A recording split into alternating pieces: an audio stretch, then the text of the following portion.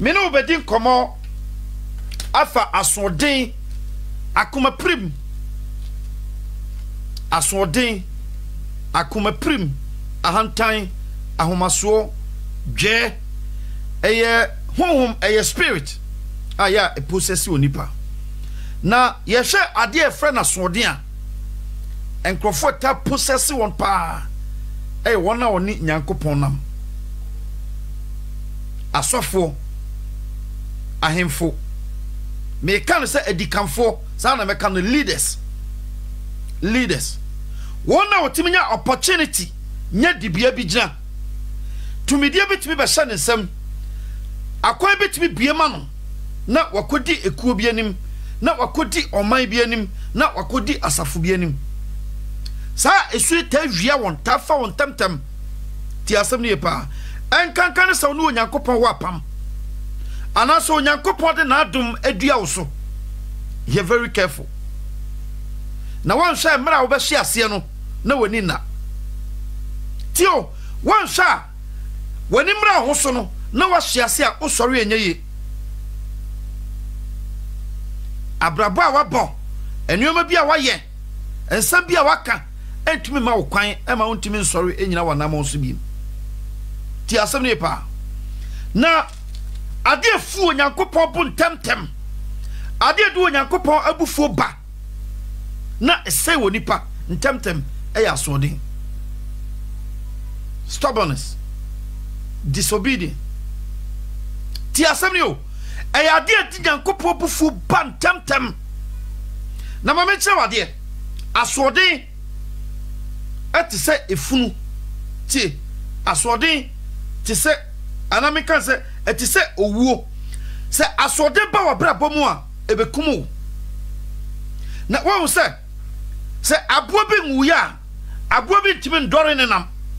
tio sɛ aboa bi nwuya ɛden sɛ gogome betumi adɔre no moment a obewuo no emo timi bam na ya be dɔre ne dead body no sa na asɔden tie sa asɔden ba wabra bomu a ekumu fi onyankopɔn nim afa bɔne su ahodo no nyina timi ba nti asɔden ene hyase kofa hantan ahomaso dwe kasafi akakabensam etitiasam entokwakon basabasaye abrabofi hyase fi asɔden so etena bofra wo fie na ɔhyase sɛ ɔyɛ asɔden na wo focus a wontie mpani focus a wontie obi akasa wontie pɛ obo sɛ ne nam fofom ahyase esesa ontimi ne nyansafo nante agye sɛ sabe ema wontie wuo wona wosu ne oban te sɛ ɔno a obo safe na leadi no etimi de ne kokro no mu ede ne kontɔkwapem efiye enuoma basabasa asɔden ene hyase tio na atetru bebre di kan ahyiase enkrofo bebre downfall adi kan happen ya tete bi chosem na kapi ho asem wona soden ko wie won bone mu nyankopɔ destroy won god e destroy won ti asem ne pa na me no be ko bible no mu kakra bi na wate enuoma kakra bi ase na se nyankopɔ ye wadom na opegyaw du si pepenso bi a mame ya bre waso ase na bre wo ho ase e ma so de fa no mum fisa so de fa no mum pa wan hwe ya ni ato asomasi na bi beto me kan kra chew menye wadwe sabi wotumi me wasetra pa me wadom di machi me kan yetie me wo links me wo cash metumi manipulate system metumi ayene me pa biara dabi to wase enkrofo bi di kan nya tumi sen nya sika sen nya hodie bibia sen nya achitafo sen nanso no na hwe ase ya awerho tio na na hwe ase ya awerho basa tantantan fisa wa mre wona so ase wo ya asode tia wo nyankopon especially asofo entina sana wo Christianity asofo no over 99% especially Africa say o se church na se a obra ne ho ase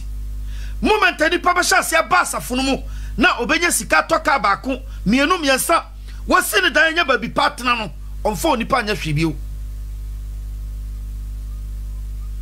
na mame che wade asofo no pi mu ye mistake tro sam no mo kan na nso mo fa nya adwuma se yade e fa bible no mu nsem na yetumi kan nsem no na ye asem no yefo a eni kwan se bre intina James Yakubu chapter number 1 verse 22 oboye koko o se munye asem no yefo na munye atiefo refofo keke ena dam tio hwe obiara oni onyankopon nam ni onyankopon wa pam ka wo se Lucifer obaye o enemy oni opportunity biara ben so obe destroy ko betumi afa so destroy wo ye ba ko pe so obetete no onyankopon tem se obetete no onyankopon tem a yesu ba ko pe na ode ba asodin tio sanya wontumi ni onyankopon sema waka so wontumi fa asem ne nya adwuma wo yo sofo nanso wabrabo usu no ban edadi abonti professor wonya osofo wontumi tena osama BBC yes adom no ho tieni pa adom no ho nanso onyankopon tumi a wo ye adom no mu adwuma no watwe ne ho tumi foforo na abefa because of a fin ade away honhom no ntimi no ntena ti asem o so ade Lucifer eyenie o ma wo sha ase ye asodin o sha ase tu nsem gu asum o ye normal anase no a wo sha nkoma ba mu say na wo kobo no wo badwaman wo no oba dai ba na wo sha nkoma ba mu nyankopon no nenam twiwani na uguso o mo sa fe unkai se adwaman bo fu onyankopon bo especially wo ukro onyankopon asem nam na wo bo wa refre utumi nkai entokwape abufushe sinteduato kronon ketekete wa sondemu na uwia o church members be so seed betoway because still o shen koma ebem tieni pa na onipa bia o sha se ya asode onyankopon so a o ma opportunity o ma second chance sasa wo benu ho dia kuma bubu apanani ma be pa ne chawa ti asem ne pa se wontumi amfa mba onimade esie afi ono ankasa nyankopon prim wakoma mabone na wajaiwo ama omusuo na wasiesie na bufo si watwen wo na da onyankopon bufo be sa no so no wanim guase be si obi anim guase hwe ne beto no ebia na ebitu obi ada hwe Nebukadnezar amre onyankopon siesie na bufo ama Nebukadnezar na onim kopim se nyankopon bufo sane eton so wie no last minute Nebukadnezar sam para nyankopon yo nyame papa sofo minister police soldier enyumaku ahodo nyina mo amodeda no empanifo hantan ahomaso asode dwe kasafin asamo mamunye very careful according to Paul o se tumidie pie wasase so nyankopon na amakwan ena onipadie tino se mo mpanifo kasa ya muntie won fi se nyo nyankopon pa entumi si ono nyame ne ba man ena bo mo mpanifo ono ne bo won say time mo hwe de bia na meka bibiara wo hu nyankopon ne bo say time mo hwe including ono ankasa Satan ne ho nyame ne bo no ti asem ne pa ti asem ne enti sa wo yo sofo especially na sa wo show abrabo na wa otumu se ba bia adui maso ya ye den medema dwen na ye nya mepe obi tumifo asafuna medemu no am ye osofo no empanifo timi tumifo masofo nketo timi kamasam nia me meka ne twato mesine obi a okura metim me na meka ebem mesi asofo nyina hu se wahwe ase aben onim guase ya ba onyankopon se obi chen wo onyankopon pagya obi sen wo onyankopon bi obi adwem sen wo meka no kra kyewo ti asem ne enti so wahwe ase ba no wantumi hu wahwe ase na okoso temu prim wakoma ka wo so onyankopon ne wanya na obiara onyankopon ne nya ahwe ase anya fe mame me do be ko bible no no ahwe nkrofobia na nka nyankopon ne won nenam nyankopon kasa na frɛ won emu binum nyankopon kasa na si won hene ebinum nyankopon kasa na pagya won de osi maponwa so esan asodin nti ma nyankopon hyase prim won akoma gya won ma won nankasa musuo ti asem ne pa ti asem ne na ya brisui onyame na oye adwuma titibre mu no oda so ye adwuma entrance twan ma onyankopon wobo ne bufu ano e ma wo mrato fi so onyankopon de ne bufu ba wo so ama me wo se wa ho ofe kura be hye ayese wura adwane ti asem ne yo enu onyankopon ni agro papa sofo so wafo onyankopon fa ne yie sa onu onyankopon na nama ne nantie wotumi agya adwuma no to ne kɔ ne mo sa wo hyase so aduane nti wo be sɛ onyankopon adwuma wo yafrunti wo be sɛ onyankopon adwuma onyankopon be sɛ wo e ka no kra kyerɛ fi sɛ nneɛma ahodo a wo yɛ wo asondem wo no wo ankasa wonim sɛ onyankopon abra wo sɛ menye asode nti uguso ye enuma odi ye wan kasa o church members onyankopon ka to se menye nanso asodenti uguso ye on ye na kwawie onyankopon fiti bow kokonye ne hwe o se emre bi ba wasodenti ubesu afreme nanso menye oso wa ma ne huru brem eho na metwetwe wo eho na meyiwe hi tio o fra pa petumi dia ye wade dia bade so dia yade amade siso ma o fra tumi bi ama ati ase eti bibiara wo ye aso kandifo se na mekan no especially asofo adwumako bi a wo da no empepenso bi a waduru abraboi mu bre wo hosi fi se waka no na asem mu se de obre ne ho ase no obema no so obiara o ma ne ho so no onu nyankopon be bre na se hwe mame kanya sasem bi nkyero ewiase aye bae ade bi a wo se epagya free fam na ekosoro na hwiase ho tie mesian repeat bi bribiara enyini ana epagya kosoro no etimi san ba fam bribiara sanya abofra ye wona kete onyini free fam na obasoro no sa na brabotie nti sanya mpagya ho no sa na hwiase ho ti asem ne yo edua timi nyini kusu na akosoro na pagya eho ada kro be ko blum na gufom sa na oni patie ejubetumi pagya wa braboy mu ubetumi ikokro no aye kesi no wonya emai bebre branches bebre ubenya links ubenya dofo ubenya bebre but kaisa hwase ho tie ne pa edua kesi etumi bu mehu wa nyina kesi bia emina hwefam a antumi ansori biem nti hwa kesi ho tio enhwa kesi ho enhwa ni pa wonim won enhwa ni pa tawachi enhwa sema woka ne nneoma hodo a wotumi ye kaisa wo ya bode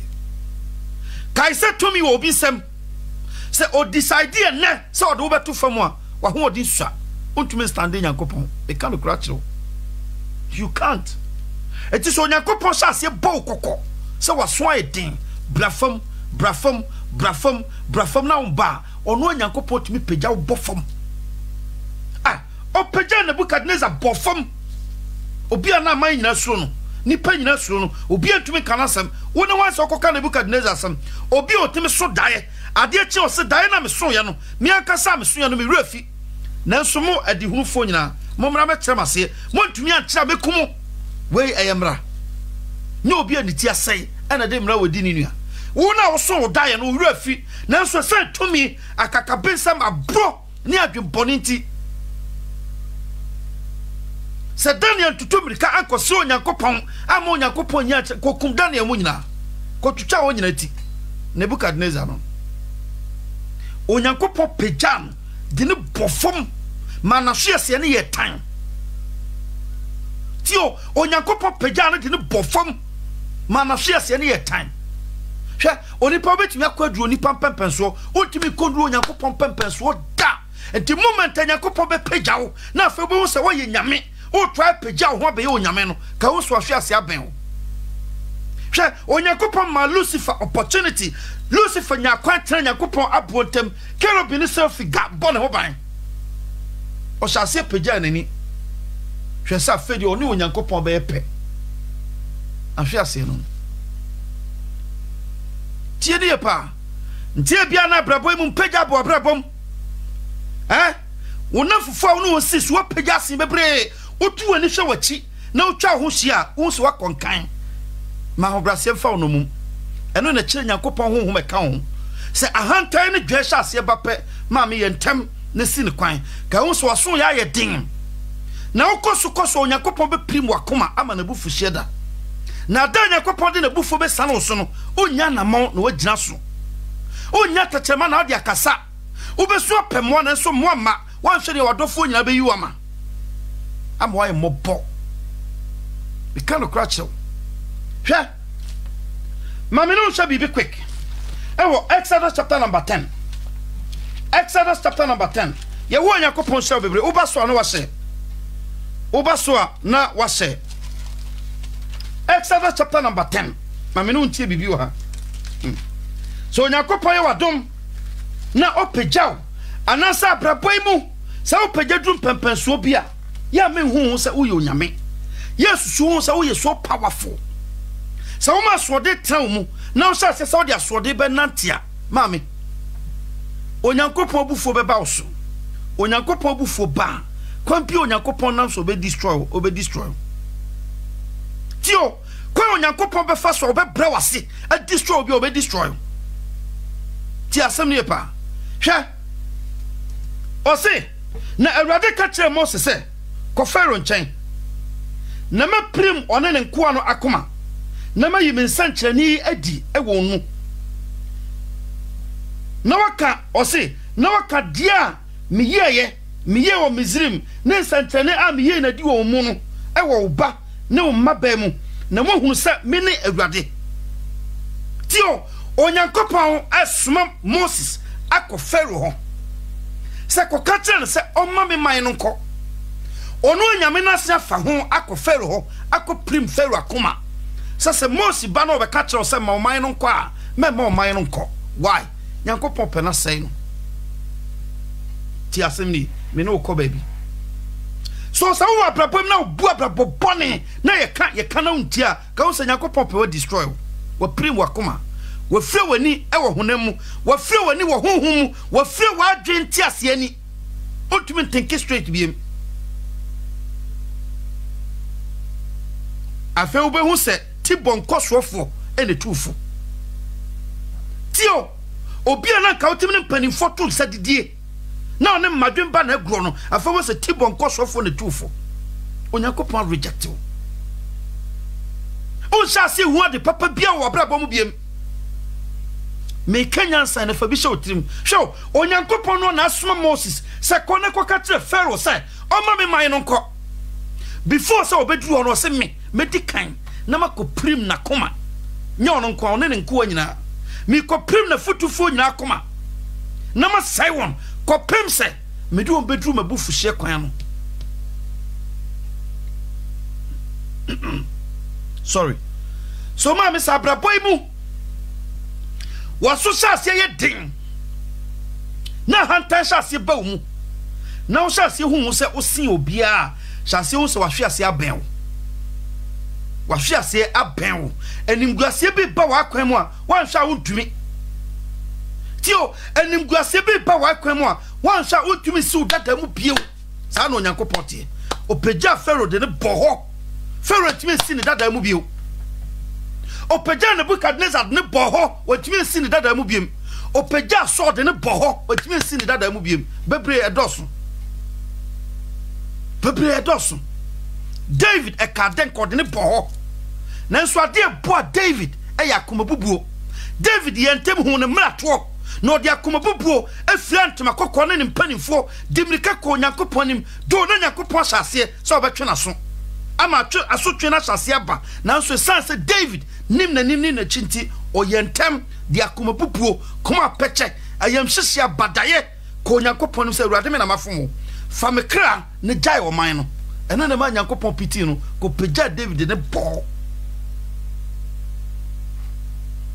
tio emfa no se Onyankopon wadamfo dabi endro na no ye wadamfo ene wo bunanimtia ka wo se ne wo Onyankopon nimtia onye wadamfo bio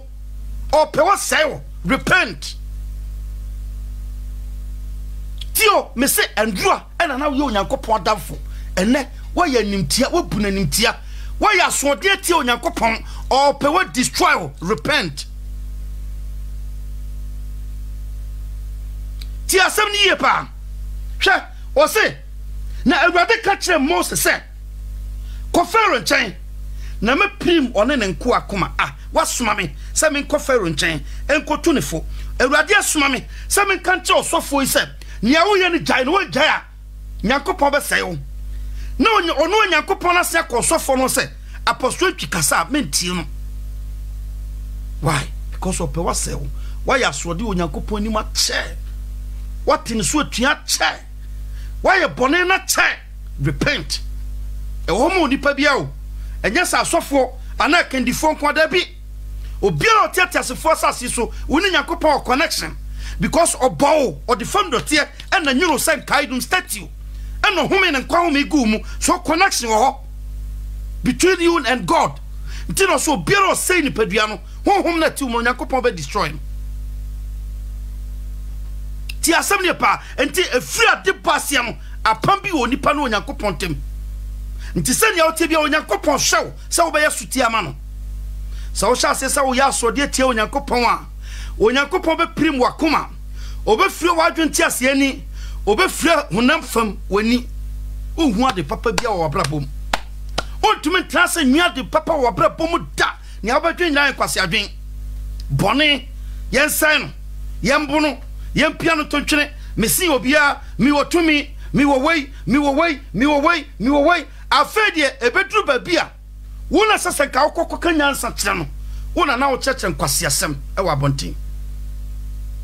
wona sese ka okoko kanim die kire o man no se corruption munyan no wo sa fe wona wo preach corruption wona wo kire wa yira okwani totally tio hu se na Onyankopon pe wa guani mase opeso ode wo bofam because wakasa che wache untie no ti asem ne yepa ena me kasa bebuom enya safotie ne fatua hofo ne beboa wo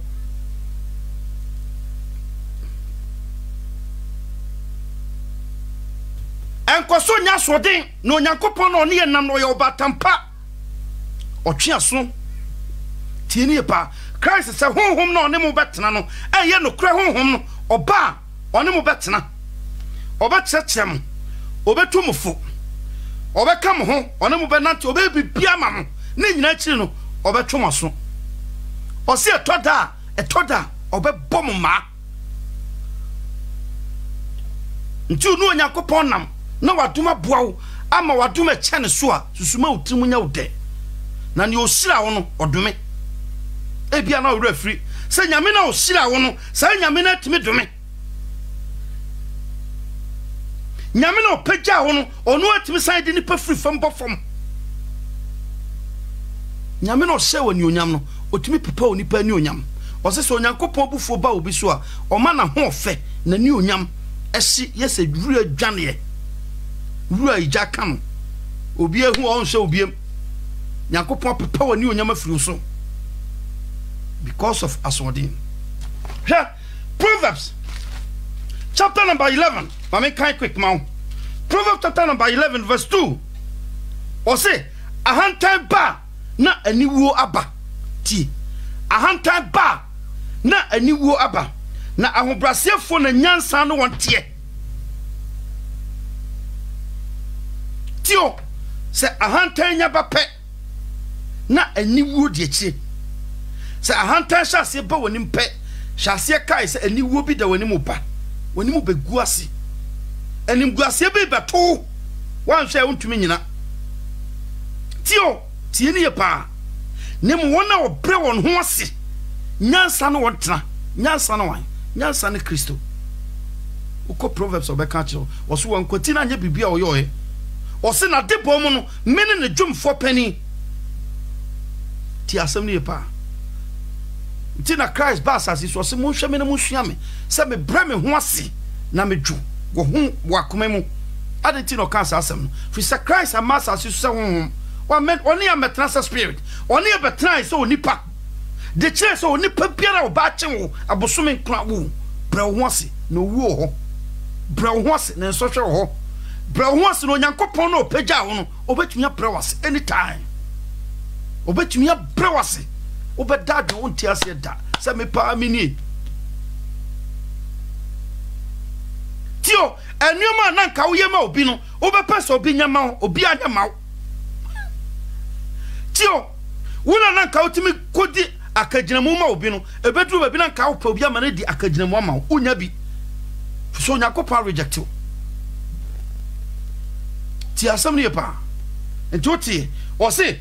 ahantan ba na aniwu aba moment ahantan ba wa brabom na sode ba wa brabom akakabensa matitsam entokwa komba sabasa ba no ka hu se nimgu ase di wanim nem sa ho brase sha se pa wa koma mu bonifafre sha se pa wa koma mu asetra pa sha se pa wa koma mu na o sha se hwehwe obi an koso na on pre onko awo dia according to Bible o si nyansa no obetena nyansa no obetena nyansa no tia darus no we obetwa watwene da o si nyansa eni wonti no obetwa magu sesere ti asem ne pa hwe Proverbs 1 Proverbs chapter number 16 18 so kan asem bi o ma me no kan ye ti ni o kan 18 o si ahantaji o say anim na dwe honhom de asehwe kan o say dwe honhom di asehwe kan tio me say repeat bi ti se no kan we ye King Solomon peja wa brabom na o sha ase so opu Onyankopon na Onyankopon sha ase so o yi ne nsa firi ne so na o hwe ba bi Onyankopon limit no kodue ba bi okodue obetro ka obofo mranti brema sana da bone na ba ma me ntwen ma da bone no meto papa entrance ntwen ma da bone no meto no wan hwa obenu ho se ewo ntino se basa oponba obatan wa fa afuro na wakoyi abofra na toguo mmojato na ekoyi tugu ye no ne so onfa so sene so chance hwe ma Onyankopon reject wa oponba so onfa so sene ti haye eti no o se ahantan di o seye enim na dwe honhom di asehwe kan moment wa kasa wo safe ma ye dwe wo ye dwe ese wo tio wo ye dwe a ese otimu se ma ye dwe wo se dwe honhom abetena wo mu wo buo nipa bia especially se wo be honhom se ba bia me we ne me nyepe wo mfa na nya hwe obi ono afia bebe onu bia woka otimi so obi mu pa wo se ne nsa na wo hoi na wo ne ka wafa na beti because wa dwene ne se obetumi no sa na yo ti asem ne yo ekwan papa da ho so mfa so da obefa okwanchi aso because odwe so otumi na won se tumi yedema na ade bia yedema ne etumeje common sense ti o tumi yedema ade bia yedema no etumi sanje I say presidency ohoi His Excellency Nanado eye tumi na Ghana for ye ma no 4 years so a Ghana for be say decide say o party no ye send tumi na mawo ana ye mfa mawo nti prepare ye de ma no ye tumi sanje nti bibie kura ma me try na fa ho brase protect now their hand time bata ho a enim guase beto me ka no kura kire Saudi dwane aso de hand time bata ho a enim guase beto wan hwe ni awdo nsa be hye wano wan hwe ni yi a wodo nsa be hye wano e wani wo mu hwe ni esiye our 1 Samuel chapter number 15 1 Samuel chapter number 15 be your Bible no call 1 Samuel be your Bible no nko chapter number 15 verse 19 yen kan free 19 no o say na adeti na wantie awurade na wato ahye asade so na waye dia eye awurade ni so bone ena so ka kire Samuel say matie awurade na makọ okwan a awurade soma me no na me di American Agag aba na masai America asase pasa na oman no fa asade no mu nwan ne nantwie asiade no mu adikan se ode rebebo awurade unyankopon afode o Gagal na Samuel kan se awurade pe ohye afode ne okum afode sene sutie a obetie awurade ana hwe sutie yesene afodebo na asuye ose na asuye chane ogwanyini srade na atuatia te se ukọ abisa na asode te se amumuyo ne ahoninsom tio ne ahoninsom esan se wapo awurade asemti awurade so apo tio afri na henie no so ena so ka che Samuel se maye bone se mafom wo awurade enum nsem ne wo nsem sabi o se na mi suo man no na mi tie won na afi fa me bone free me na woni me nsane na me nko sori awurade na Samuel ka che so se me no re nsane ko efise wapo awurade nsem na awurade so apo se ni Israel hini bio tio na awurade so apo se eni Israel hini bio fi se wontumi ama onyankopon asem a waka enyina onyankopon se kuro na mokom no me de o man na sonsa okwa kumwon enya humobro se bribiara a woni beboso fi se mra Israel free Misraim mo ba no o ya tamfo tia won ti asem ne pa so kwa no anko eni onyame hye no okosuo wonipa koye dia wonipa pe he ma me nchawa dia bako asase a tisui se woma ehu rewu mu fa abode ho pe unsase nsuo obade no biu fi se woni hu no na ma me ka bibi chama me wiase a yetimi wiase na nkasa yehu se nneoma ewo wiase no mu so onyame bue woni amohu asase e wo hoi sani asase no sutie sani asase no sense ho asase no fapem ne sani awoti asase no mama me nka bibiere ni asase mu a obesu ntino onyakopon no obia nante a o sha ase ka che fear not fear not fear not fear not fear not ti asem ne pa asase na kasa ete no eye hu se bibia onsu asase na wote so no nipa ewom na osu no onsu ni oba asase no na oba wotena so no ni awone ne ti asase no so no osu no sin oba ade no eno ne lidi emu pebre asofo he osu se the church begu Jefemo so shasi tie church members no preach na church members no pe obegire pulpit ansem ese so ka a be ma church members ani age enuma wo ya e be ma church members ani age nti ontimi fa asem na yen kranta no e ma won atunya me atwene onya tu onyankopon to twene pe otini okai o se wapo onyankopon to no so apo David catcher ne ba Solomon o se nyame na ne be nante no because e ka de ko onyankopon to no twene o onyankopon bufu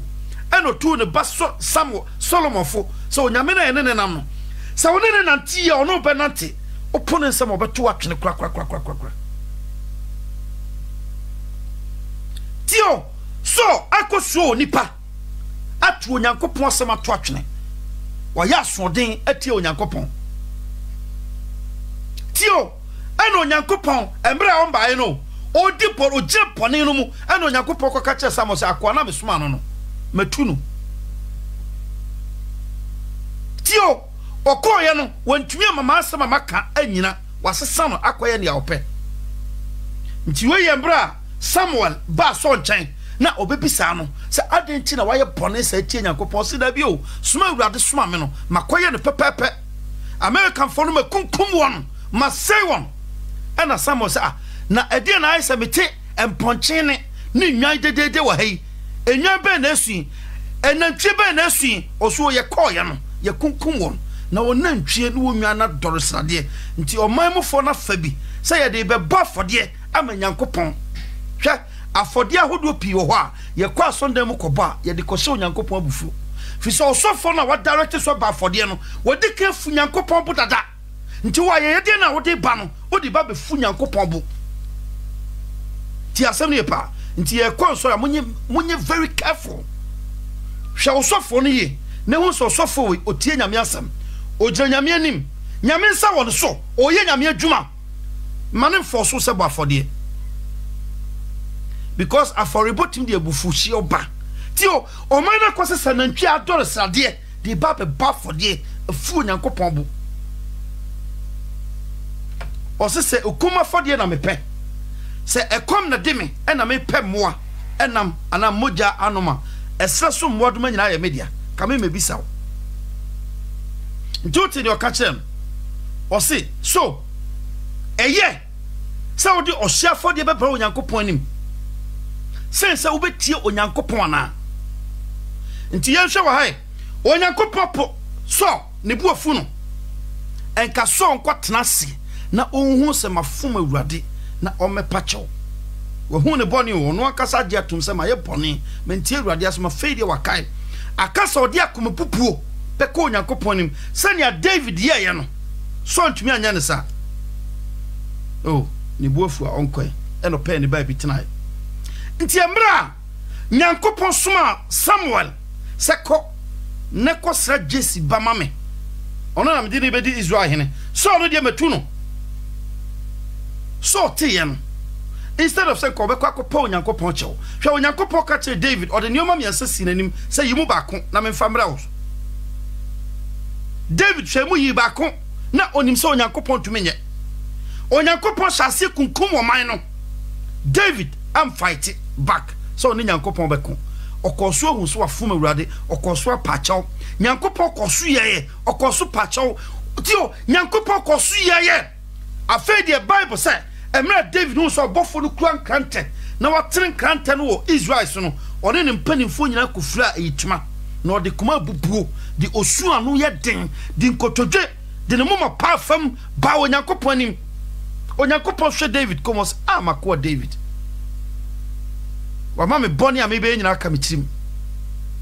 tio wama me boni a me be nyina aka metirim do wa ya sode tie Onyankopɔn nanso mere ho ne mrato no o make sure say wa make peace ni Onyankopɔn tem boni bia ni obi ujai bibia gu na chi tio wa mere wa ho se wa fom no awurade fa chame is not enough sometimes it depend boni a waye tio enso dia kuma pupuo enuhu ko Onyankopɔn ni pachaw make sure so Onyankopɔn de umra to na chaw because Onyankopɔn bufu onyama me ka no kra kyerɛw papa binu aba ma utie me ne minu aba utie me tio ero na ma nkrofopia de fopia hyiase e wa brabo yimu wo bra wo fom ye wantumi antrase hu sama fom wo bra wo fom ye wantumi hu sa awurade de membra to ye kyeme okoso ye bone no bigo mu so afom Onyankopɔn be kananim se metu osesa mo fa me kɔ na me kɔ so awurade me kɔ sɔre no oso metumi fa wonkɔ sania wo po awurade nsɛm no ɔno so apo se me ndi ade bio so ankɔpa awurade kyɛwo ɛna ɔkɔtena na kɔnwa so ɔda so di na ade na mmerɛ ɔte se Nyankopɔn sa ɔyem foforo a ye David woni ma de ɔyɛ ɔhyɛ ase sa fi ɔne Nyankopɔn bɛko ti asem ne pa ye mu bebre ni Nyankopɔn ko abrabo ma ye nim tio Nyankopɔn pese odi obi replace obi Nyankopɔn yi osofo foforo bi de ne be replace osofo obi asha ase ne ne ko hwe emre Nyankopɔn hwe Eli fum Nyankopɔn adrum pempenso obi a Eli de na mre to no Nyankopɔn be ka se di okuma fodie nyina ba manima mempre empepa Eli mrato mfiri nanimu da fiso aye me bone bebre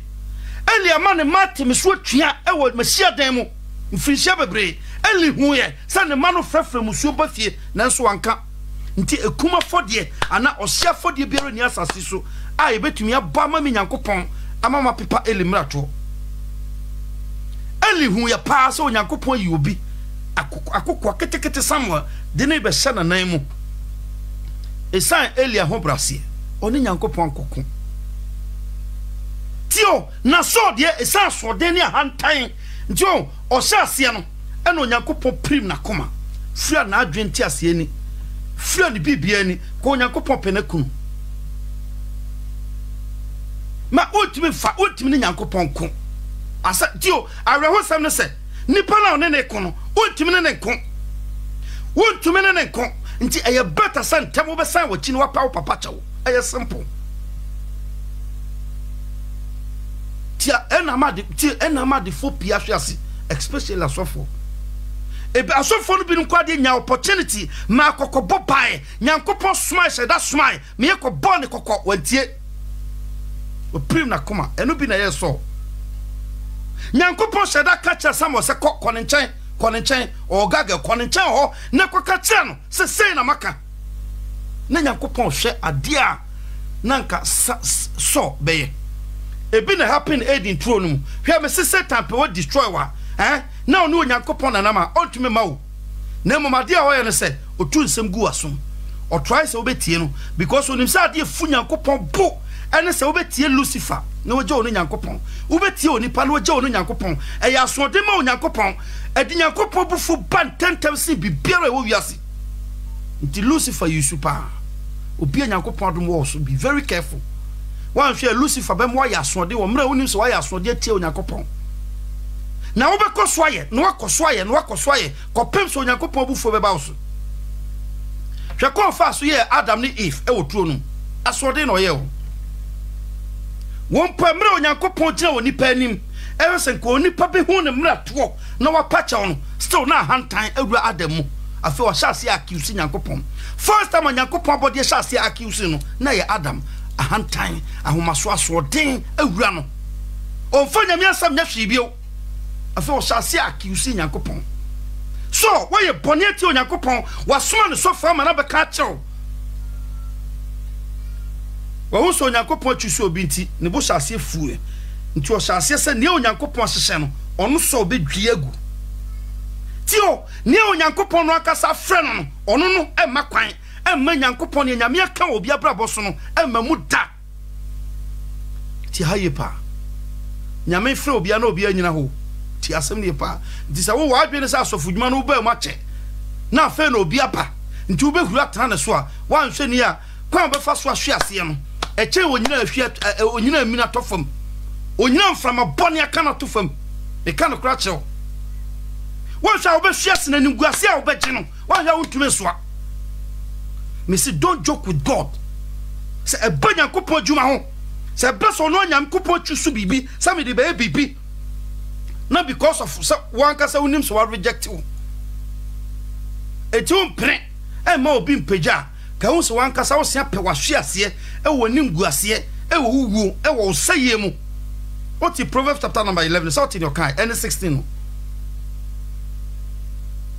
ti asam ne pa o se dwa honhom e di asehwe kane so obi ba ba hwe ase a esu ade di pa woni mu ye dwa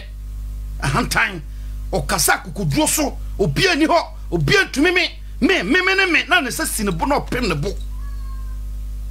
no to tenkrofo onso bia obedi watem ni opebia ode ba ya onke ohun so yo nipa twa honhom a process no wa ya so de tie Onyankopon reject no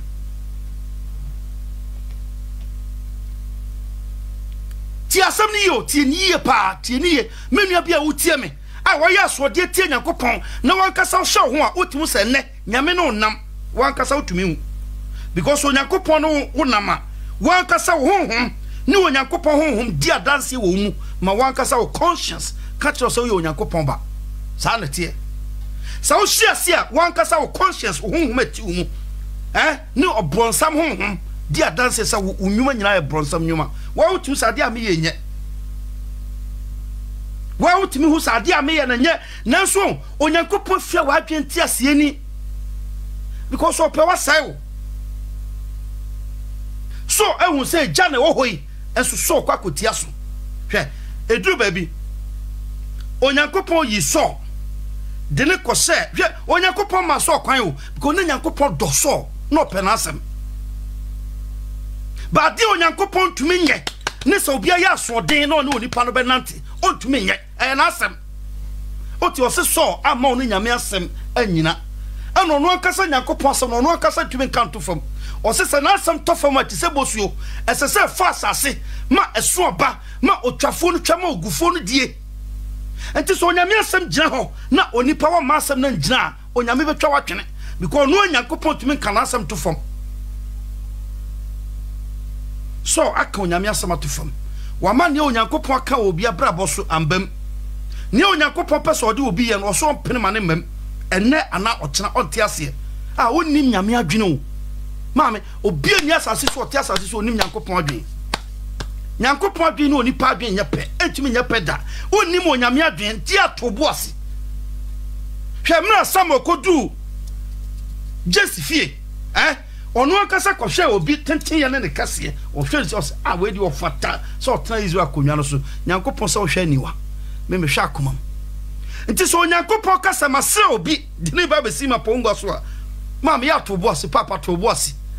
susu point on sa nti ne wo Ghana emra ye mame evangelist Patricia Oduro kwantin menya nti ese ne nyankopon adaroma ya sand tender TV ama no back ye de nyankopon se bebre embra mame so asacha a ye nya asofo mpanimfo a ye nyame adwuma che sorry e fake endro am te se kum chacha wasan kasa wonanum ati ase me hwe kum chacha din nam se mumma mo ho kwan na nyame honhom na ampampa so na de mu ba otwa adwuma no mu no mumma ne kwan na ne honhom no kasa nkyere mo wo mra ho ye bibi na mu se samre onyankopon ye bibi foforo na motimi ehu omo be rubbish mami basaba ene na ekoso yes no e de bonyani hwan ye wo no kura tene franka free ni mami ye moba David se bonemu na me na nyinsame emu no wo betoye hwan ye otene ni wa ye nya ya bonefo onyankopon dum ne na hu mobro ana odi afa yen amaya dum amenya bia ba dum so nti wo ne hwan se nyankopon frɛ obi na wo se ne sachae no me nyentu wo nyentu na wankasa won sachae wo gitum mi bisa wankasa na onam ho no se ye ka to se wankasa ji wo di a wo betima ji wo di wankasa onim se onwuma bon you know na so ogya wo de na to ho woni asem punam se titie ni ate se twade anopa wasore ko gina obi plan no e bom so mpiemra na yi na ni asema no wo yi wo de kane kone ko yi wo de what you say hwensem bebre amame nsacha yakofa bagana bebre nwunwan epanifo se wo bekum toamo adware sasaduro de na nka gyan no na onfa ne musuo nko tio ubekum aboa toamo abafie na ne sasa agina wo so ame odware sasaduro de uhu aboa na gyan no na onko kasa aboa we de oni suban onye mede mensaka no a maso be hye wei eyemeko manhwere me kwawi a mani be prusio ma minya ne no onko na fo asomdue tena wo baabi hwa mumyam pre nyankopon mu nimdie ensene nyankopon mu yedie because yensaka nyankopon mu yedie na henie no a oso odi ne mu ne panyina bedum yenkwa na mum se yakwa ne yankwa pre nyankopon nimdie nyansa ne yakwa pre nyankopon mu nuoma mepeba mepeka mepewei ne edi sika hyase pupu asofo na ya corrupt asofo no nti afa asofo no begina popita omuntumi preach o omuntumi ka salvation enioma ebeje o nimdie beboa o ama ohu woni makono nka nche o enioma be hyase akyew tuasika ma mpanifo tuasika ma ahemfo tuasika ma wenom na ho kyerewa ya twitwaje o na so ono ankasa na dikan a prepare ono ankasa hunanim sa asem betumi atom or prepare yourself o prepare yourself for asasi so amane na amane kase na die nimu ba o hye da no setwe die da no aweho da no so da no o prepare yourself for that e ho so betumi tua demudie wo ho ana mi bisa o betumi tua demudie ama owuo mi bisa o betumi tua demudie ama yade mi bisa kan kwanhia o betumi tua demudie ama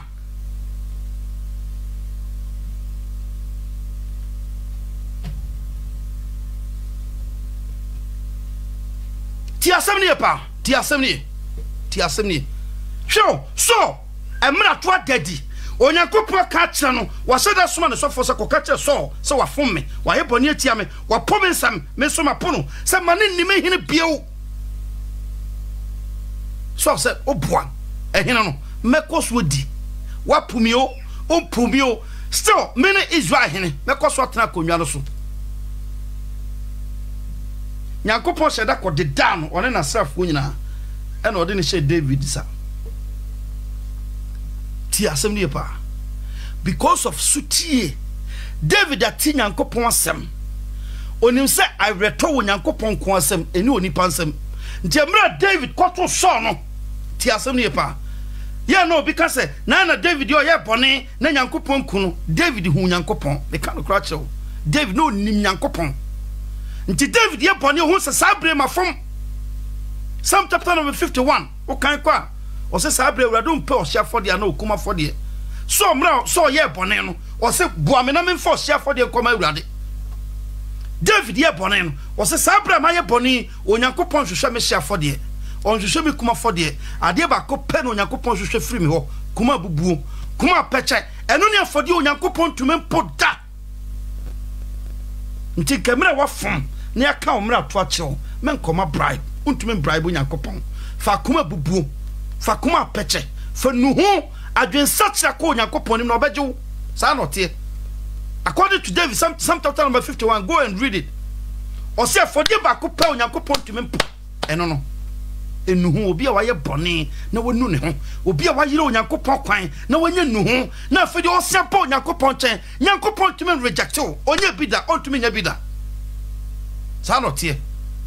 eno onyankopon nya bida se obi a wate ne so atua one ne bese ya adafo da bi ti na make sense ndro na ye onyankopon adafo ene wate ne so atua onya na adafo bi mu now oye nyankopon tamfo o pe wa destroy onyame prim wakoma o fre wa adwenti ase ani yentam na fa akoma bubuo kɔ nanim na ɔde umra to bekyɛw e bia na adum bi be wa amawo ama wade wo ho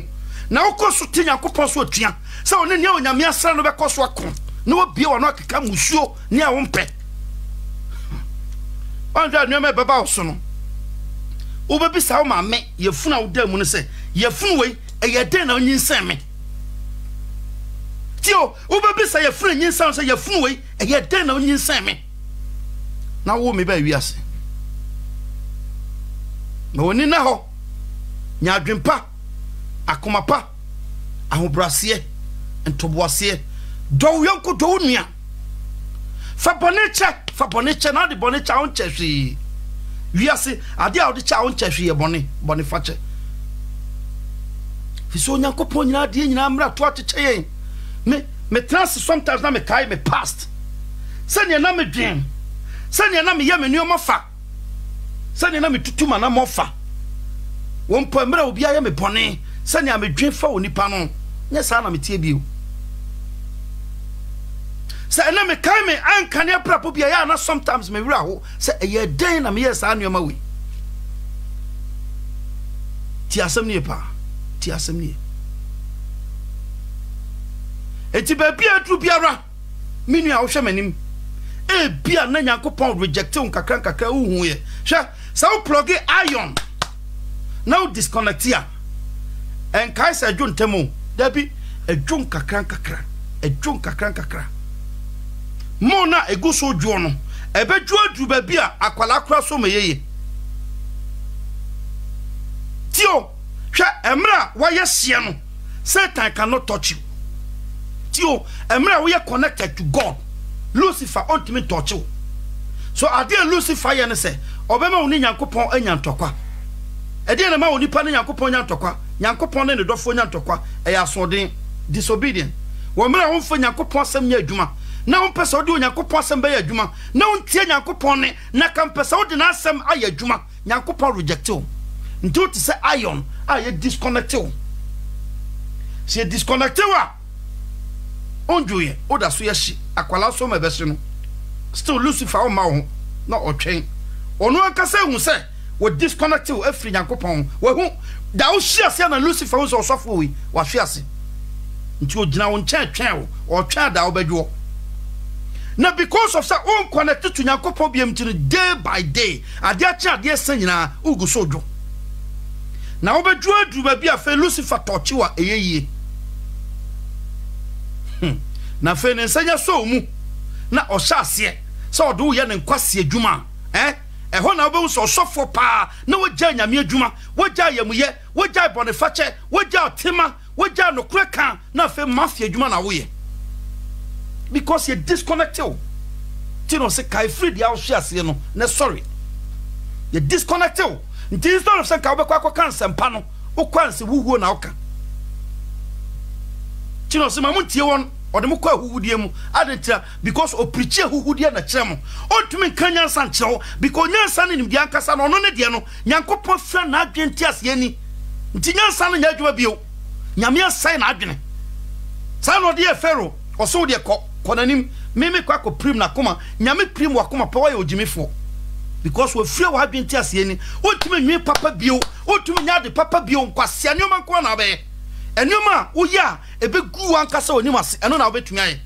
na de ni onyam hye bebre ontumi nya bi da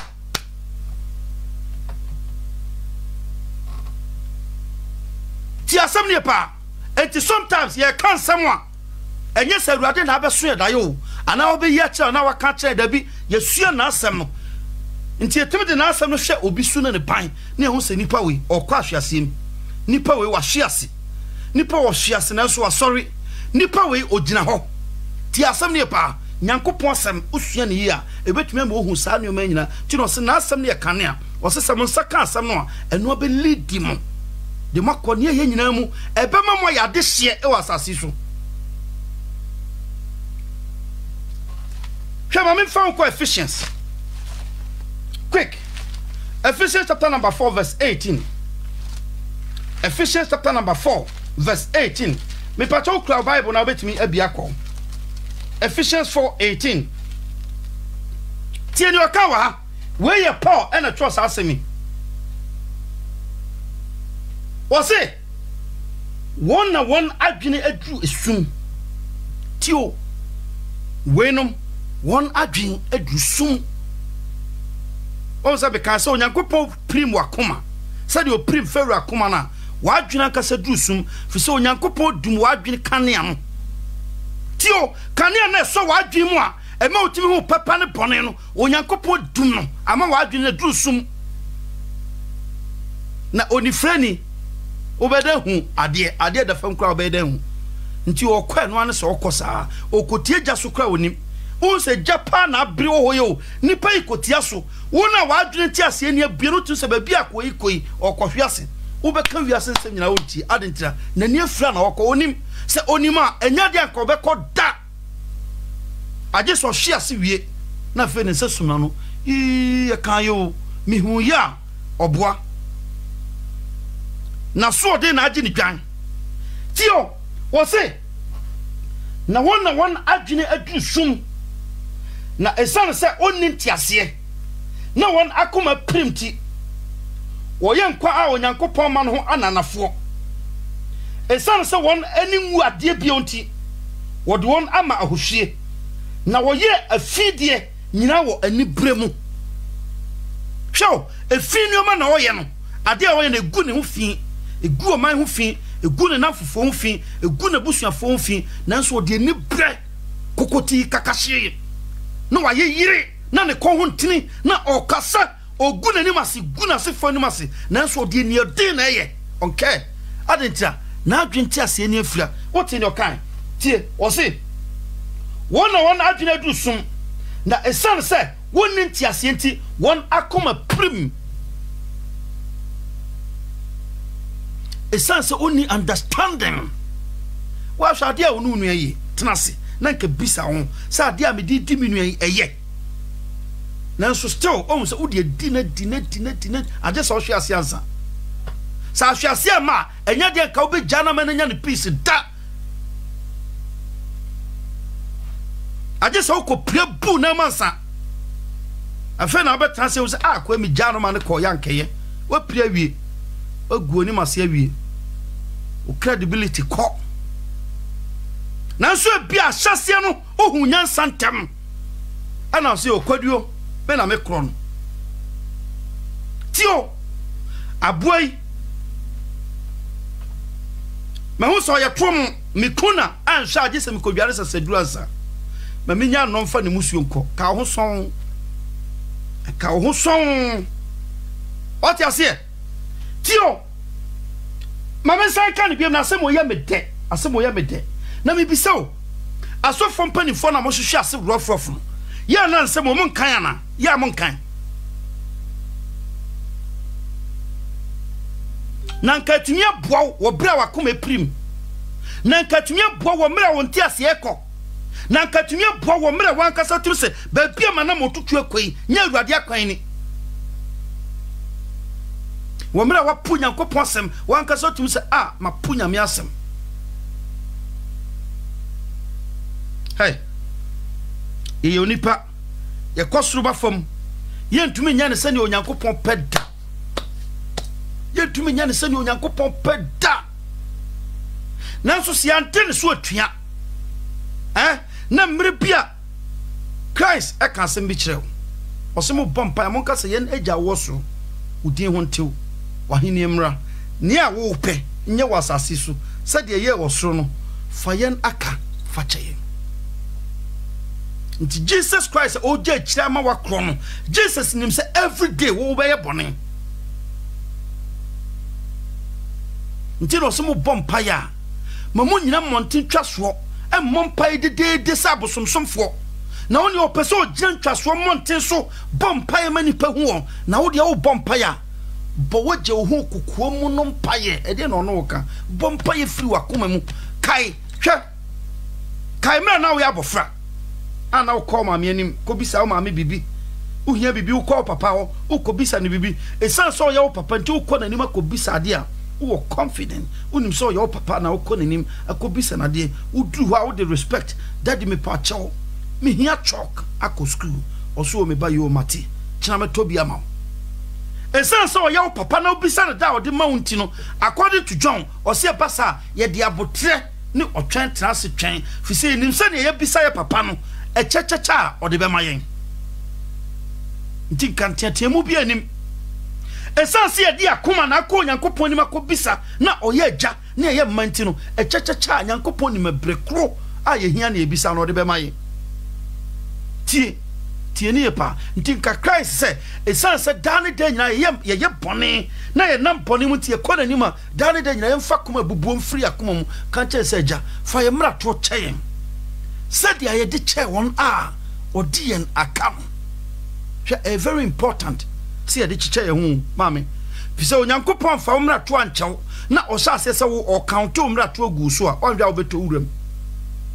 kuro da ho pa so na ati wuram tio kuro da ho ompasi ho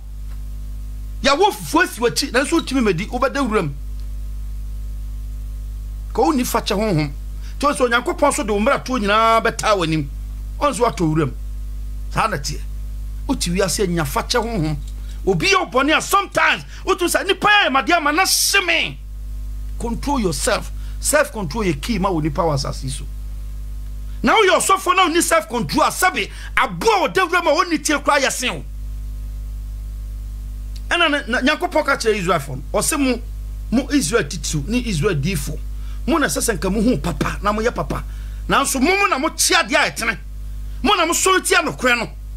mona mo gye damudie dipone ahodo nyina odifo ne gina so ndem a na o kire kwa obefa so gye damudie we free na besim eno na kirew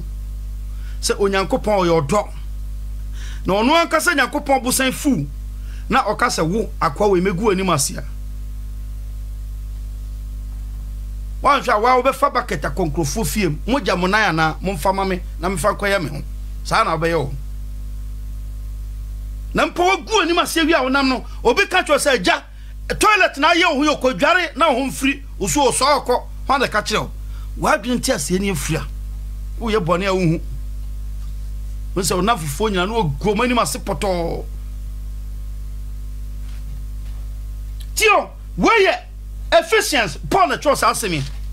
Paul ko na cho bibi o Romans chapter number 2 verse 5 tie ni Paul cho ho Romans chapter number 2 verse 5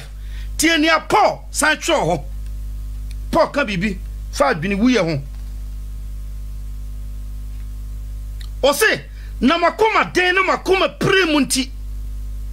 Tio makoma den na makoma premunti.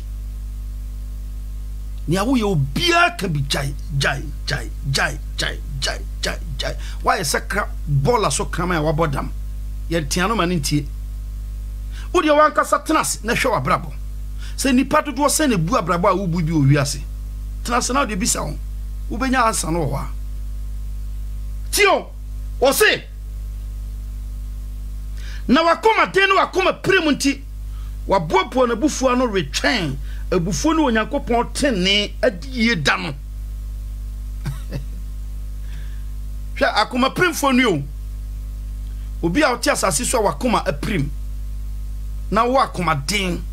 na uni abadaye na uni facha honhom na uni boni fafire na niodua shawma na abura shawma na baye ka ho bi na odi obabia asase bia obehu bia obetu na tiaso odwen se wiase na yaodia dabi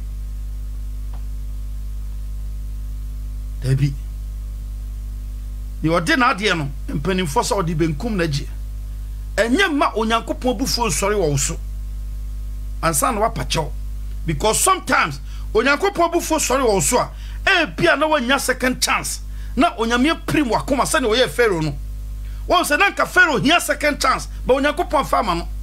before say Moses bedru ono na ono onyankopon prim na koma se na Pharaoh ntimi mesre second chance ti asemni tina mpanimfo se afotu nsachiro nipa age se nsohwe ba mpanimfo binom enso ti ase ne se eye se obema afotu asachira wo sense obema nsohwe asachira wo fi se nye nsohwe nyina na onipa koma opie nsohwe bi owura mu kuro wakam eno ano no o ma biu why se nwo wa wakonsa no okono wa ma na se waka droben afa no sa na tie nti oguso ye bone na ye bone ne eka bia ye tie no anhwe ya wo bone be fa wako wo mra wani na ho so sanya ekokan Proverbs no 11 and 16 no dia no ka o se a hantan ba na afhiase ani wu ani guase nso aba na ho brasefo de ni nyansa na betena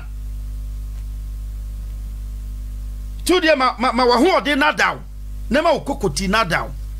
na ma utwe kura wo na daw na ma matwoso twa ho hia na daw na da nyankopon be pagya wase fam no ena me ka wo mpasi ho pa obetumi ada sonso na da wuram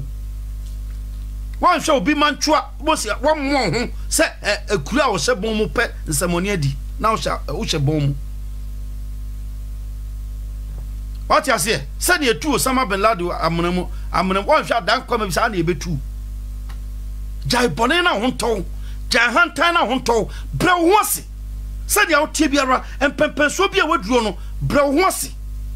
no nyankopon te so hwe nipa ma o hwe ye nyuma ye kwaye be o hwe ye no hwe ye kwaye be ya adwen so nyame nim ye me ka no kra chew nyame nim wo wonam bia wutuo no nyankopon hwe o kari wonam o ti ni o kan o so makoma denti hwe se na Paul kan o se wakoma den wakoma premunti waboaboa ne bufu ano retwen wo abufu no onyankopon atanye adiye da no se wati nesa na mo bia wutuo waso odin mu wakoma primu no onyankopon wahu o ma yenti na ya o se obi antumi oboaboa ne bufu ano oboaboa ne bufu ano ada wo be pagya na bufu se ode ba wo so no ma me se ompasifie na wo da wuram ompasifie na wo da wuram wiasem so na so ahwa wo nkom he Judas edru baby ono akasa Judas pentem kopa homa eno de hye ne kon eno kum ne ho so edru baby no so Satan nsayem eno osre ne ko asa mesrem nkranta ne kura mo no mfa nkumi eyema me se mewu mo nsa no sense mewu o matamfo nsa no ne nko an se no masa yetumi nkum so afre owuo so ma ahantan no asodin no yo so afre owuo so owuo be fami na mabre na menko wadi David echisa ye tun fuso jai David na nyame na hira no otumi nsan no so se me obia na men kun defeat me da David me defeat no di David de chisa edru ba bia fe ne satan ne sayem ofre owuo so owuo mefa no na ya wo fufuo pa enam gusu ne de si David ani na David obi fre owuo na obi di fufuo ti asem ne pa ono ankasa so ene ye ne nkrante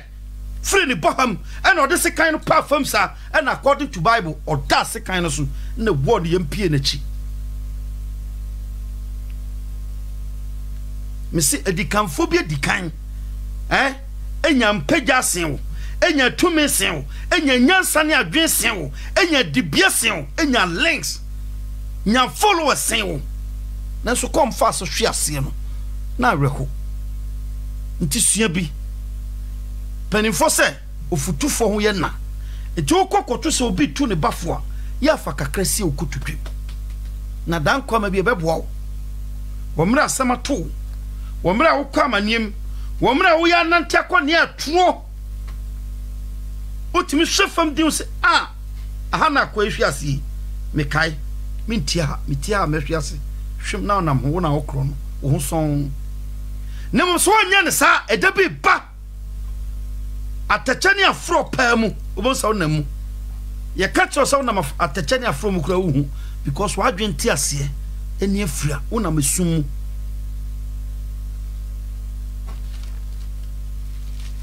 yen kan last quotation en fa dwumadi no bra na wie ye hu Onyankopon on sha bebre sani ame kan no ene gisem kese se ya mame evangelist Patricia Oduru Kwanti ni TV station ya Tender TV ya di amano ye nya no tiase papa owusu bempanso ya ma ne bail ni nyina mu ye da Onyankopon ase ye bom pai sa mra ye papa bai odi esu a fata asofo esu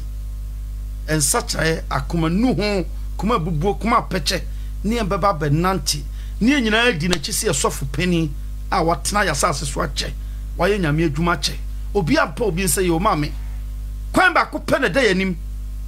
kwan ba ko pe ne da nyina yanim fine bia na me wo hye ne se me ni owusu bempa wa manso nti omu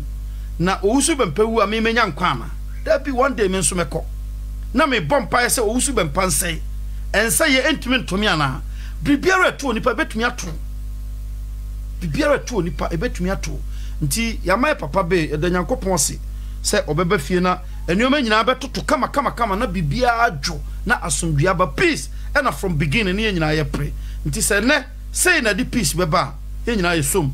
ye hu Onyankopon onkoso na onhiraw ba bibia wo afa yen kan last quotation awo Jeremiah chapter number 11 Jeremiah chapter number 11 verse 7 na yentie asem oka wa ha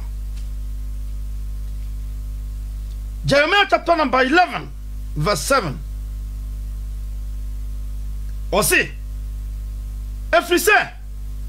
me shewe jata a me yo mfiri Misrim asase so bae no edi besi ene mitwa ahema hye won se muntie me nanso wontie me na wambre won aso ase na wonyina di won akoma bone den ye echi enti de apam osi enti de apam iya me hye won se wonni so no na wonnie no munsam nyina apa won so tio Onyankopon ka chew se onua fomwa fa che no eye na mra no de mawo na ma ono de omra achachew according to Christ Matthew chapter number 6 osi samodi nipa mra to chewona musu agade mo mra to bechem na samo mfa nchewona munyankopon fa nchem enyame mra eye na principle de amawo se onua fomwa fa che no eye onyame asem esanse woni onyame asem so na onua fom no onua fom wo na utwia ne ka se ne awo penti no Onyankopon se mra na ode ma wa wani so no ode the same mra no ba betiu tio on Israel for nam eno ma Israel for hyede Israel for tin so twia o mo ni asam no so eno se hyede na bete ma moja nom a moja no ani so na obu ma pam so na wani so no me di the same asam no ma boaboa no me di bre won me di betwia won ka tio me di betwia won ka eno na basa Nyankopon timi Israel for na ɔde wɔn ahyɛ wɔn atamfo nsa na ma me kyerɛ adeɛ baako a ɛwɔ nyame mu a yɛ na yama ɔbɔnefo especially obi a ɔne nyankopɔn nante ehu nyankopɔn mo nipa na wama ne firi nyankopɔn nase akɔfa ba billion kwan so na open fasubum na open wonya ntentem ti onam nyankopɔn din so bonkrofo po ne yefrunti o sei nyankopɔn adwuma nyankopɔn yiwa ma onim ne oyew onipa wo tan pa na so tan pa unya no obekun onya obekun wo se na nyankopɔn reject wo do ama wo se wo pagya wo do ahwefam kum na wo da fam na o te wo bo ayasin bibia so tamfo defeat wiase ade painful so tamfo defeat you ntuye se Israel for fom nyankopɔn na si o nyankopɔn duru babi na nyankopɔn bufu sa na drum pempe so onimade awurade de yon na awurade yi Israel na ode Israel koma wona tamfo ena duru babi a obisa David se me de nuama miensa asi wanim twusu baako se me yiwa mo tamfo David se David awurade mesrew eno de mfa ma me so mempe ma me nto wo ankasa wo na onsa no fi se wo de adom ne humobro wo msem ti asem ne pa so uye nyankopon bone na otia no wantia asotwe tate papa ne se oyi wo so watamfo nsa watamfo na nka wo betumi abon hwe krono bi wo habe en ketekete okro ketekete en wombra Israel ko Jericho na abrantie Akan ko wi agudie ho na onyankopon pe Israel destroy onimade oye Israel kroketekete o en kroketekete Israel tontasuo kro abetumi amem won na nyankopon yi Israel she sa kro no nsa na kro no dum Israel omo bo Israel ma Israel ye mobo kunkum Israel amrantie nyina ana Joshua dimirika ko nyankopon nim do sun okọ na ose awurade na de no wahwa makọ aketo wetimi abome bedwoma gumani masesa adan Israel akofo ye ho ye den adete no wajame ama kro ketekete we atimi defeat ye na nyankopon se mafom me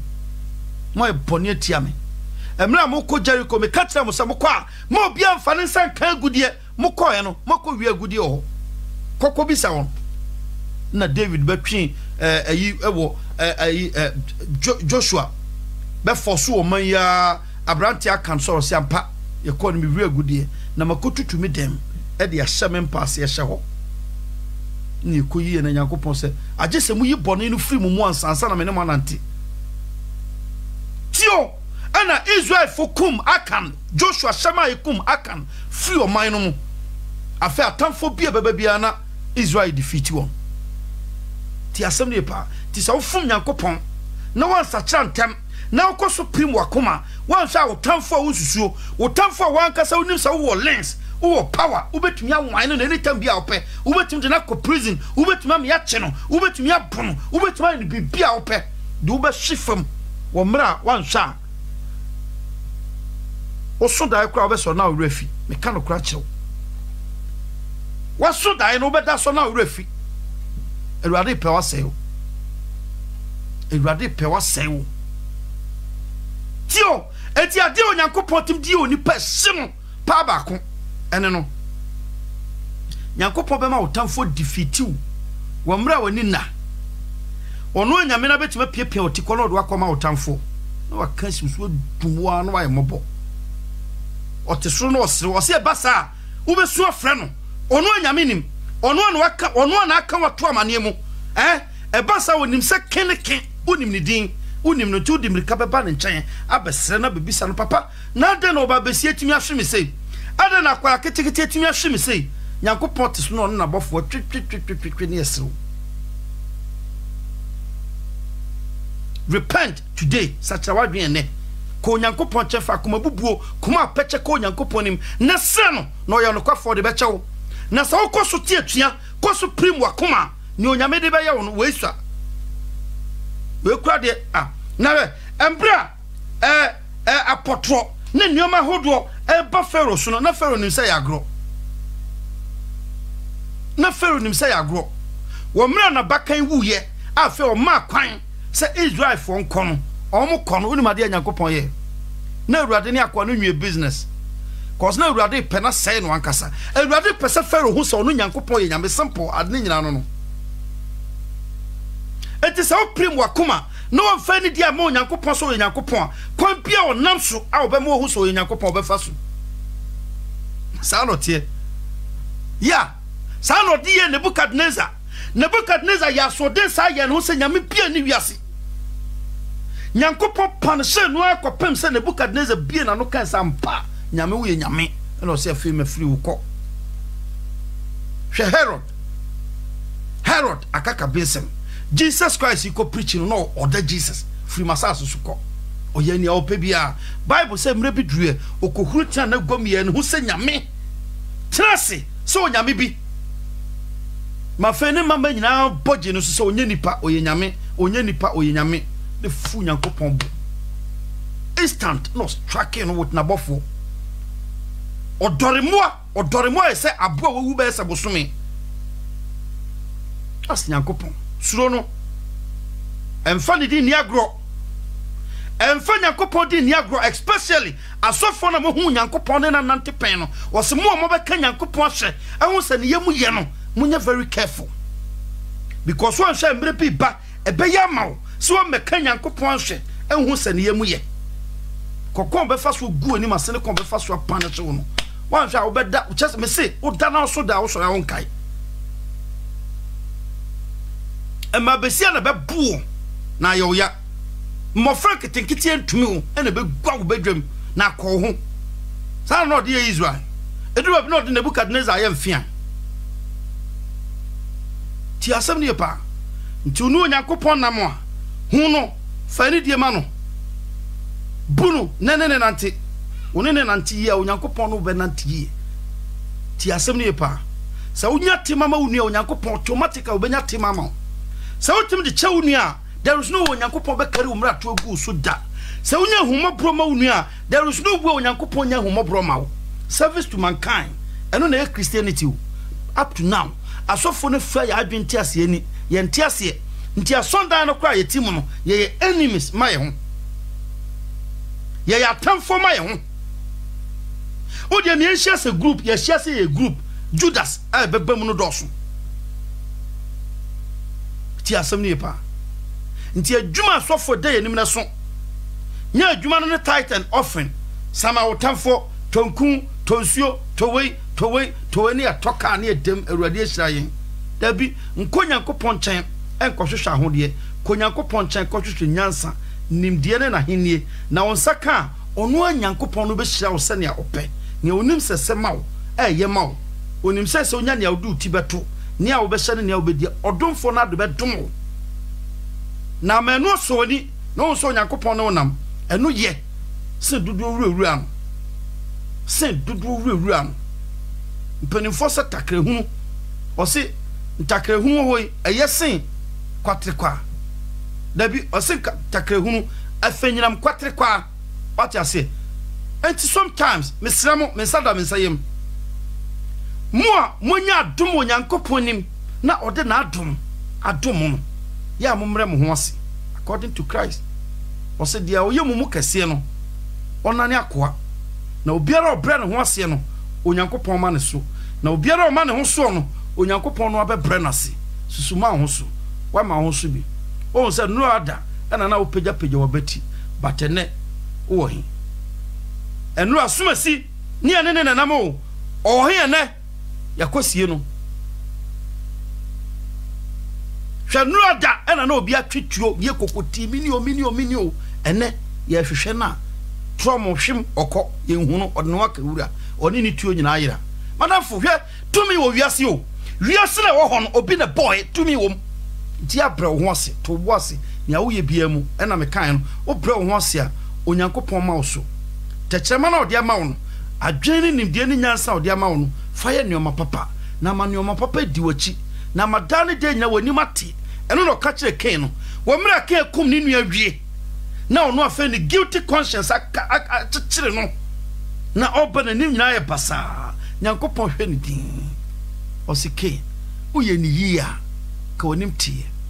wanye ni yie nti wani manyinya Nyankopon hyaw na onto nkwanam mfiri ene enkopim wiase wiye fa bone che nyatema nya huma bro do yonko ekurawo na obetumi amama untumi a enye force na mum so obetumi a fa odo fa komapa fa gidie ye na onyankopɔ boy no otua onipa biara ka se ne nyuma tie sa no tie nyankopɔ betumi adom aboa wo ne a wonim se ye den a wontumi nkro no esa wayam ye na o papa ye wadwempa no wa ho famanti onyankopɔ de wobetwa sukase da wani ma onwe da so obetumi atwa na mum sa wo hye sa quality si na wo mapone musuo no tra adwemfeni adwembone na wo de ti asase so a onyankopɔn be fira wani ama watene sum do wo pie wani ehu ade nanso wadwene nti ase na tisum ade papa bi antumi hyase ma wo brabo mu biem enuoma enye animguase enema nto nipa nyina be hyase atoto tene wakwan onyankopɔn nim na onyankopɔn be hyira wo moma men kai mo etiefo moma men kai mo ade ba ko ye maame jengwani se ne ame Canada no besre mo mumye nyate mama ye maame nani ba ko asai aka ba ko na aka no every month ese maame ko spend 30 million ansa na otimi survive atena wiase enye sa nani ba ko na aka no eno so beduru sum na waye onifreni mesre mo se nyakopo ka wakoma enkanka ya brochire fui uyi kakra bi kra na ne tumma no a eniji abafie enye den obetumi aka so onyame nhirawo odi utimi mu na di mu biara na momo biara o sansuo ma mobroni nom according to Bible say onipa na katua mono da emfa won so yo kristoni na onye kristoni odi ma doye na wo ya doye no a entoka mfa command yo ka o toka command yo nam fam eno na ya doye na mom nya doye a wo koya pe woni onyamo ya doye a esefata onyankopon pesa wo ye eno na ye onua ne ho akire no na ohia moa boa no onyankopon nyawo mama de da wo mra wani na ho so wo mra woni se babia maduru de mawie ya no no wo se hwem no onyankopon be wuram na obefa wo because of papa bia waye a eda onyankopon ni ma okai ebri bia onyankopon be hwesa papa waye no na wapepa wo mra to nyina afiri ho ti ma do yentumi wo mesrew eka okoma na obetumi akoboa ya maami ne obetumi bia na number ne gu ase no 00233 243 725 888 me pacho me sign a repeat bim 00233 243 725 888 your friend mama Jenwa na on the funny face and ye cow and chicken na say yeah sa service no yeah but see mama nani ba ko eko akaba ko ne sremo Christ said ya moye man kuma no moya mama obi a obeyi o kapra koma mama bi en kai so ya mo nipa o ya mo nyankopon fa hye otirimu sa na koye ne kude sa wo yanso na pese da wase a ye beda wase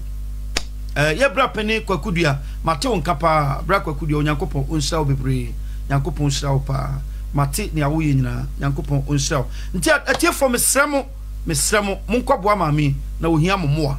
entiti sika no mfa koma osofo na oka kire wo se fa sika 300 pounds bra na onya akwankyere bi ani o akwankyere ho no setene wa akwan babrabo papa do yonko se wo ho nyate mama onua na fa bone che akwankyere abede ma wa no opa di sa akwankyere so na hwe so onyankopon be ma oni magu ase wa brabo mu a no way eni ngu ase to da se otimi de sa nyoma yi nante a onyankopon no be nante na obehye woni onyam woni bremu na mom oji wi ase akwankyere nyina bi na mo sofo be ka kire wo se unamwa ya twa demude mampanifo yi we no wanya opportunities na na stephonism da wo be hwe ase mai da wo be tofam brimse nyina yetu na se mbae na da wo be tofam no na wo be se wiase no bi na boy or the tumi na boy nti tumi bi adi hye tumi bi ase tumi biara wasase so hye tumi bi ase nti wo be ye kete a wanya etua wani ase a umuhwe a waye wo ho ageman a ohurisi no ka wo se tumi bi bru tumi bi so na da wo wi abebɔ eda onyankopɔ be bɔbɔ ne bufua no na ɔde bɛta wanim no wo be sua fremwa wo be person ka wo hu ya na nso na aka chi mi tofo na ba okoko sakira ene na ɔkyerɛ ni hɔ ma wo onyankopɔ nhyira bebre sister Felicia Kansan onyankopɔ nhyira wo papa sister Felicia Kansan Victoria Dapa onyankopɔ nhyira wo Lydia Edu sister Lydia Edu onyankopɔ nhyira wo adofo no mo ye mane ye fe nana oyi Christian onyankopon onhyia bebre nyankopon onhyia bebre ya na mo ye mane ye fe ana Princess Efua Julie onyankopon onhyia me so se mentumi ambo udin a ya fa cheme Patricia Kiss onyankopon onhyia ana Janet Odame onyankopon onhyia ana Sister Georgina Boatima na se udin no ne to aso namba ba me sure se obehu se wo ana machia Sister Connie Amapokua onyankopon onhyia bebre adofo am wo so nya onyankopon onhyia obibia bia na menhu udin ampo Victoria Amponsa ya onyankopon onhyia ana Adelia Kukua onyankopon onhyia Elizabeth Yeboa onyankopon onhyia bebre Esther Yesu Sister Esther nyankopon onhyia bebre ana Mercy Bliss onyankopon onhyia Lena Quote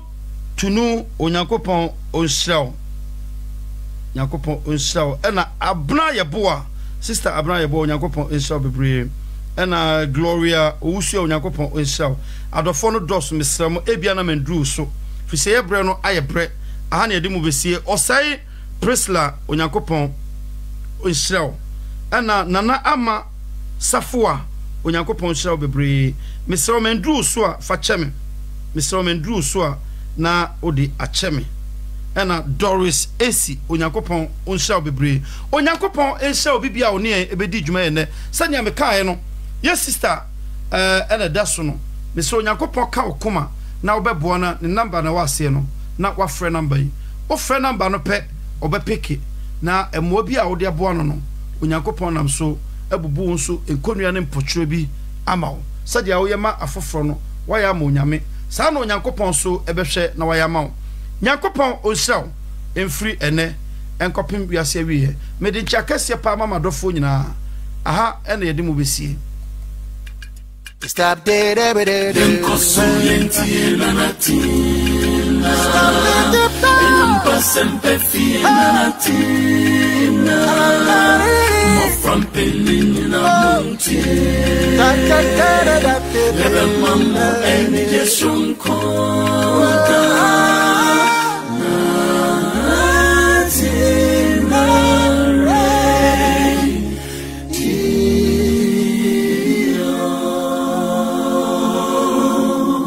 Tina Radio, gospel to the world.